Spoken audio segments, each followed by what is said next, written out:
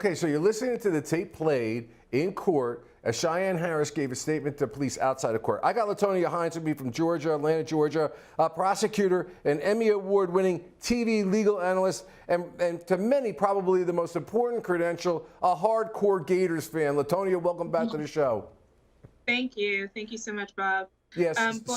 So what are you thinking? I mean, doesn't this statement that she gives kind of minimize, because we know there's a plethora of other evidence to show you weren't just worried about turning the temperature up and down. There's maggots crawling on this child. Correct. And totally detached type of testimony that she's giving there. And when you think about it, common sense is going to make you think there's no way that that child was just put there for maggots to form on this child. The child's diaper hadn't been changed for a whole entire week. There's no way to explain that. There's no way that a person who truly is a caring parent can explain why your child would have been in that condition for that long. And talking about, well, it could have been warm, could have been this. Why didn't you ever pick your child up out of that chair for a week? It's awful. Yeah, it really is. And Latonia, I would add to that the baby was 7 pounds, way underweight, malnourished. And this whole idea of having the chair turned towards the wall and sheets put over the windows just looks like an actual deprivation in so many areas. Okay, so Latonia, just so our audience understands, the cause of death is obviously, and manner of death, very important in a case. And a lot of times it can be very dry testimony. Prosecutors usually throw these witnesses in the middle. There doesn't seem to really be a dispute as to the cause and manner of death. But some medical examiners can really provide a lot of insight. Some don't, some do. In here, what he's saying is that the denial of critical care, which we talked about already, the manner of death is homicide, and he stated that within a reasonable degree of medical certainty. So we know what his opinion is. Talk to us about what a reasonable degree of medical certainty is. Why do we go through that dance of asking that question? So that there's no doubt as to what you truly believe the reason for the death is.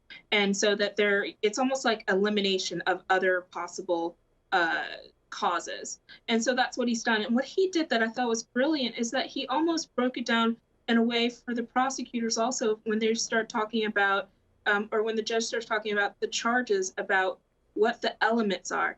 There was such a depraved indifference to the life of this child, and that the person who owed a duty to the child was the mom and the dad, and they owed a duty because, as the medical examiner explained, an infant can't take care of themselves. And any time that you can show that the main things for survival have not been provided by the person who is supposed to be providing that, then that shows you that indifference.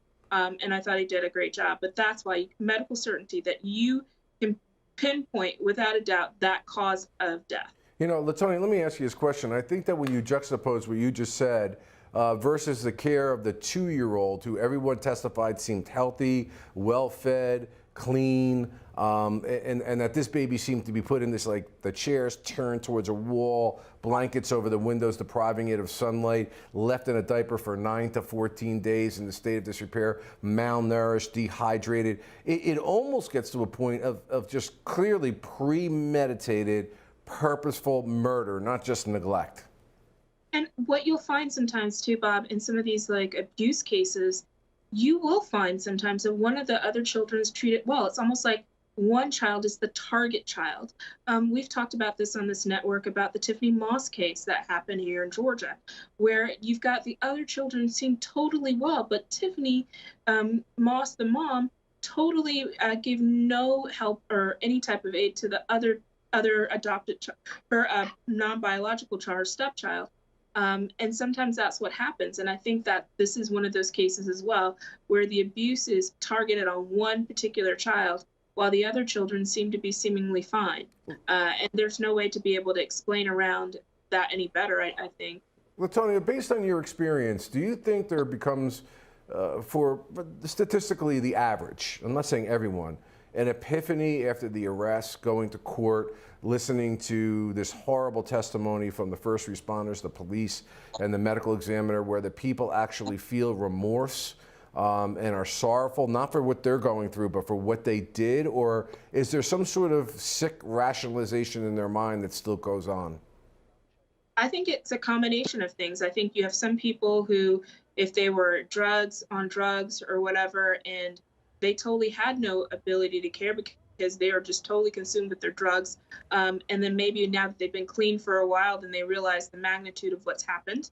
Or you have some people who are just evil. There's some people who are, whether or not you want to call them sociopaths, psychopaths, whatever you want to call it, who just don't have that ability to have that type of empathy. And in a sense are narcissistic. The only person they care about is themselves, and they'll figure out a way to justify their own actions. And then you have those other people who just want to get off. Like their only concern now is, oh my goodness, I'm in trouble. I've been caught. How do I get out? Right, right. Excellent, excellent. Well, you know, this case was also fascinating because, and this is one of the reasons I love trial law, is that you always have a little permutation about it. You can learn about a subject matter. One of those things is entomology, right? Because there was a lot that went on here with the process of the flies and laying the eggs and the maggots and all the other sequelae, if you will, of the infestation of this child. So let's go take a listen at the interesting testimony in this case of the entomologist, because it was important in creating a timeline for the prosecution. I don't know about you, Latonia, but this is like some of the most grotesque testimony I've ever heard. I mean, I've done gunshot stabbings, dismemberments, whatever, but when you're talking about a slow-moving process of fly and maggot infestation with an infant, which he says takes a long time because of how those diapers are constructed, it's pretty gruesome. It's disgusting. It is so very upsetting when you hear this type of testimony, because what you realize is the child didn't die right then and there. This is like a slow death. By the time that the medical examiners got to this child, the medical professionals, this child had lived in this for a good 9 days. I mean, you couldn't torture anyone worse than this. This poor baby to sit there in its own excrement and having pests like maggots in there. I mean, how do you explain that away? How does a parent explain that away? You just can't. Yeah, and it's like literally sucking the life out of the child, like just a little bit at a time to a point. And I can tell you as an EMT, this is like an amazing thing. You don't normally see this where a professional goes there, the baby's alive, but the eyes are fixated, the extremities are cold, the fists are clenched, and they know that there's nothing they can do to revive that baby. It's just that baby was just literally a hair's breadth from the next process, death. It is torture. Yeah, and not only that, you heard what the forensic entomologist said about the scent of the excrement. So for 9 days, they lived there and they smelled and nothing.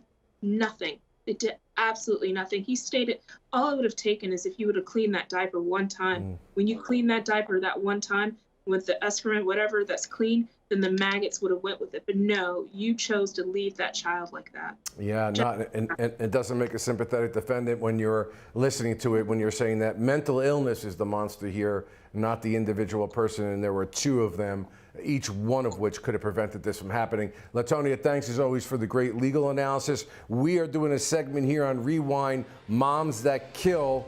Stick with us. We're going to go to break. We'll be right back.